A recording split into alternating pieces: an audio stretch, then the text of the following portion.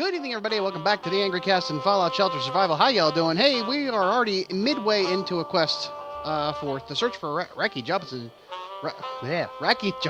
baseball jersey. How about that? All right, so let's see how we're doing here and see where we're going. It's a big one. I regret this, probably. I regret a lot of things. Know any good jokes? Yeah. Oy vey. So here's what's been going on. I finally have a driveway paved. Yay! And it's made me think a lot about homeownership and a lot of the things I've just thought about over the years as far as what I thought I wanted and what I really got. When I was probably in my late teens, maybe early 20s, I had this envisionment, of course, as any young man does who thinks he's going to be this world-famous screenwriter, actor, whatever, the delusional status that I had back then. I was going to, no Jersey, might have known. I thought I was going to live it up in California, in Malibu, the Hollywood Hills, whatever. This was what I thought. I thought I was going to have a mansion with an infinity pool in the backyard overlooking the Hollywood Hills, and it would be, a wonderful thing. If you've ever seen the movie The Jerk, the house he has in that with the big pool with like the mosaic or the mural on the bottom of the pool, that's what I thought I was going to have. I wanted that, that big, huge, like terraced, gardens and everything else. That's what my thoughts were gonna, because I was dumb, young, and stupid, and didn't know any better. Thought I was gonna make it big, but that wasn't the case. I decided that I was not going to be able to support myself or anybody in my life on being an actor in L.A. without making it big right off the bat. So there was really no chance that I was going to be able to, do any of that, living above a tattoo parlor or motorcycle shop, being a waiter and trying to get anybody to read my scripts. Just wasn't going to happen. So I opted to stay in where I grew up, and this is where I live. But the things that we say we regret not doing, going out and making it and trying to make it work out in the LA and living out there, looking back after 20 some years of not living that supposed dream, I realized that I probably am better off not having lived out there, considering the fact that you've got two major wildfires threatening damn near everybody in California. I have a friend who lives out towards Reno, towards Tahoe area, and they're starting to get, I don't know if it's the Ferguson or the Carr fire that's heading in towards the Yosemite in that area. I think it's the Ferguson one. And they are starting to experience a lot of the smoke and air quality issues. In fact, I just listened to a report on NPR talking about some things where they said that, the guy that he had an air filter running in the background in his house, he can't see through his backyard. He can't see past his backyard because of the air quality and the smoke from these fires, these wildfires. And it's just, it's amazing how nature is scary like that. And this is, like, not saying that's the new normal, but this is where we're at, where, you have these major wildfires every year, whether they are man-made because of somebody not putting out their cigarette properly or not putting out their campfire properly, or they are, just Mother Nature's lightning strikes and whatever have you, and the dry weather and everything else for what's happening. So yeah, I don't regret, I should say, that choice now that I've thought about it, because here we are. I don't have to worry about wildfires in my state. Pretty much. Pennsylvania is not all that well known for having huge wildfires. We're more known for either snow or just flooding, as friends of mine have found out towards Hershey area and towards the center of the state. They've had some issues with flooding out there. So yeah, so that's those are things that you tend to think about. Now, when you're young and stupid like that, you don't really think about what you're getting yourself into, what you may have to afford, and what you may have to think about, supporting as you get older. As even into my 20s, I thought, well, hey, I'd like to have a big, huge house, like a McMansion kind of idea, like this idea of a big house in Jackson, Wyoming, with the big, huge vaulted ceilings, Florida roof. Windows around a big huge fireplace and all this the wood and everything else and yeah I just I don't see myself wanting to have to polish and clean up all that square footage. That's definitely not what I wanted to do. I don't like to clean that much. I'm sorry. But even still, if I could have that where I live and be closer to family, yeah, that would have been great.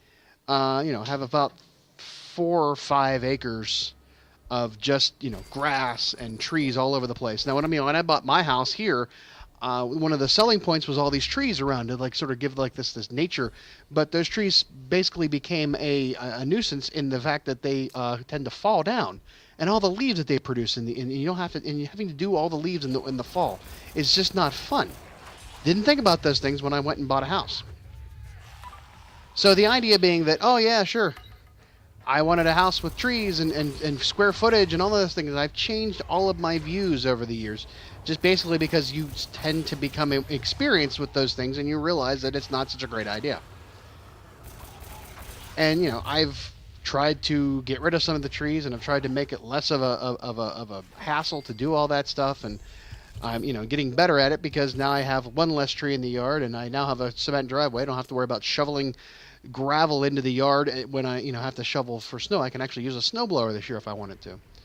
But I found out that maybe even my idea of wanting to have a ton of acreage around the house and just worry about cutting the grass without trees directly up against the house would be a great idea. And then I went and I've tried to help my parents out by cutting their yard this year and having to. They have these big, huge bushes out by the road that are starting to creep onto the street, which is becoming a nightmare. And then they're going to get, the township's going to come after them. So we want to trim those back. Well, they're huge, and they take a lot of time. And we haven't exactly had it's been feast or famine. It's either pouring down rain for 7 days straight, or it's blazing hot and humid all day long, and you just can't get anything done with any great ease.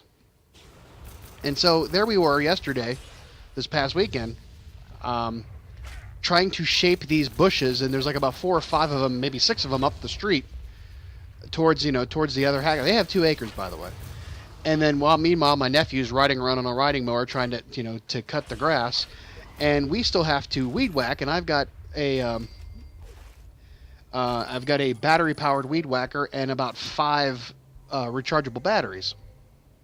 And let me tell you something: 5 rechargeable batteries does not do the entire. Just 1 acre worth of trimming, which is ridiculousness. So it's kind of like, I don't know if I want to have that much of a yard anymore. Which is odd, because the funny thing is that my parents built that house 34 years ago. We moved when I was 10. Lived in a house that they had owned from the 60s. I think they paid $1,000 for the house in 1962, 63. And they lived there for nearly 30 or 20 years. And then built a house on their own. So, they wanted to have the acreage, and my dad was a farmer, grew up farming, so him, doing yard work was not an unseen thing. But after 30-some years of living there, it's become somewhat unmanageable to people who are in their 70s. And the 3 kids of myself being in my mid 40s, my brother being over 50 or 50, and my sister being over 50, it's trouble for us to try to keep up with extra help. And he did it all himself basically for the majority of that time. Oh, another note. It says, "I hear you've been searching for Racky Jobinson's jersey. My name's Henrietta." Oh, I think she's a ghoul. I forget about that. I may be able to help. Come find me at Vault 232. We will do that. Man on third. Woo, we got some new call quotums out of that. But, he would get up, and when they built the house, and we had the acreage, when they had that, done, he was my age. than I am now. And he did all that himself. And I'm his age when he did that, and I'm having trouble. Of course, then again, he was a farmer. He did that for a living, and he had that stamina and that those skills, that skill set to get up and be committed to doing that and knowing what to do and doing it efficiently. Me, I don't. And I'm not even good at doing these videos. Sometimes I'm all over the damn place and my brain's scattered, and I'm getting some nodding glances from across the room that, yep, that's about right. So yeah, I mean that's just the long and the short of it is that I may change my mind yet again on what I want to do. Who knows? Maybe I'll move into our retirement community that has a no-no room from my computer because I won't be able to operate a business out of my little bungalow or whatever it's called. So who knows? But that's it. We beat this level, and we are coming back to the vault. And we will go out and do another quest probably because they need to get some stuff and bring it back. And we got Giddy Up Buttercup, a legendary weapon recipe, and a theme recipe fragment, and 2 Nuka-Cola Quantums, and some cash. Woo! And they're coming back. We will bring them back in so we can get them back out. Because, why are we keeping around these Nuka-Cola Quantums? They're not doing us any good out there. But if we collect all this stuff, it does us good in here. And we've got something we've already got, so good for that. But we did find another recipe fragment for the Brotherhood of Steel Diner, which is good, and a recipe fragment for the Institute Living Quarters, which is always good. These are always good things to get. You never know what you're going to get, and it's just things to have. It's like getting look at all this stuff here. Ooh, boy. Everybody's maxing out. Everybody's maxing. Frontin' and maxing. All the way waxing. I don't know the words to Will Smith. Okay. Where are we at? Alright, we got our group back out on the road for another quest. I'm going to let them get there. We're not going to continue on with them for a little bit. Meanwhile, we are getting everybody trained up where they need to be. It'll be fun with them. I think it's going to be a short one today because we don't really have much of it. We're in that, like I said, we're in that plateau where I have things I need to get done in Phase 2 that have to happen, and it's all concentrated in our training areas. So that's the next leg of the journey, is getting us up there. Once I get those people trained up, and then I filter them back out through the other rooms to work, I will then explore getting more. Because, hey, now it's might as well just get more dwellers. There's no stopping us now, because we've already passed that threshold where we're going to get attacked. In fact, while I was just manipulating everything on the screen, we had a ghoul attack, which is, I guess, one of our objectives right now. Survive those. I'm not going to keep that one around because this is all for money. I mean, except for the one that I can just do because I'm going to be bringing stuff in. That's fine. And the raising the agility of the dwellers, that's going to happen because people are going through the training ones. But just surviving 12 ghoul attacks, I'm not going to just force that to happen for 1,600 caps when I have almost a 999,000 again. But for now, how about this? Let's go open up a lunchbox. All right, let's open it up and see what we get. Anything cool? Whoa, okay, that was like a false start on that one. Alrighty, what do we get? We get caps that we really don't care about. Duct tape, which is always nice to have. Stim pack.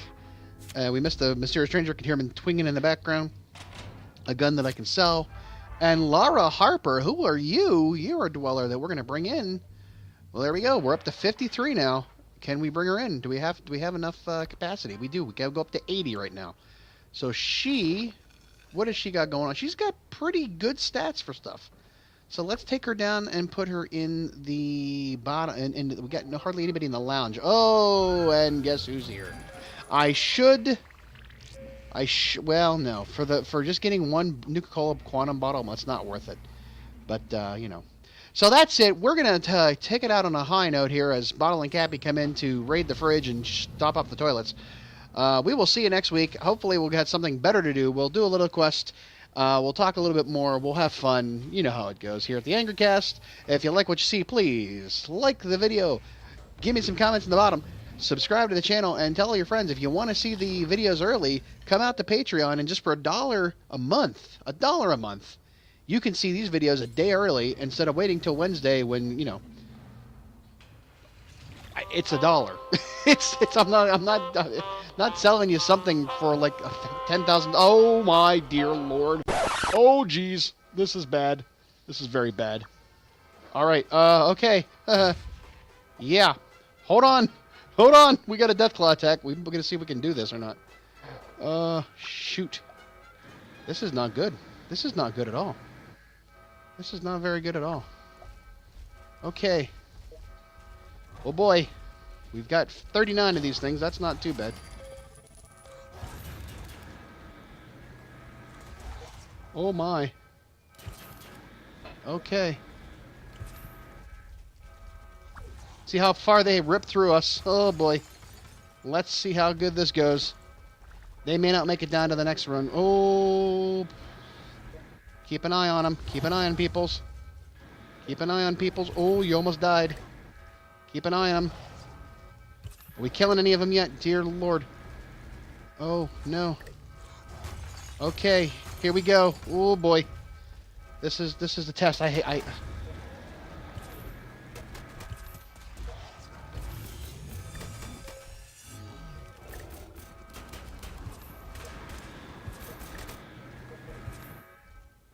think everybody survived. Oh, I think we did it. Did we do it? Did everybody survive? Did we make it through that? Did we make it through that? Oh, wow, we made it through that. I can't believe it. We survived all of that. That was amazing. That was amazing. Unbelievable. We survived. Everybody survived that. Okay, on that note, we're getting the hell out of Dodge. We will see you next time. Thanks for watching. Have a good night. Bye-bye.